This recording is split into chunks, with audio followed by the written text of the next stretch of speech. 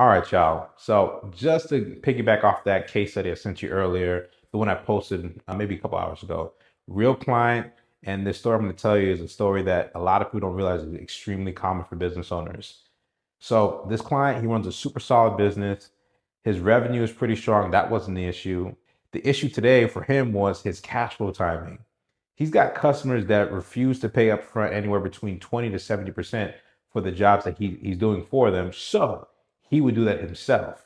What that meant for him, he was floating everything. That means he was draining his savings accounts.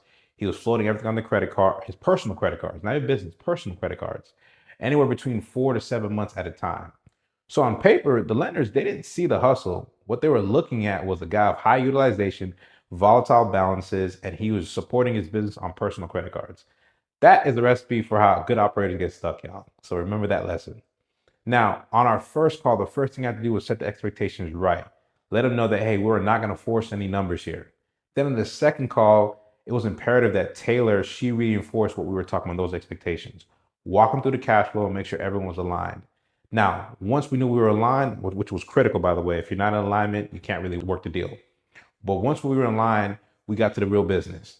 He needed 150K, but like I said again, we're not going to force numbers. So we ran a cash flow analysis and we focused on making sure that we could fix initially the story the lenders were looking at on paper, right? So 96 hours later, which is today, we were able to get him 61,000 of the 150K that he needed. Now, how do we get him the rest?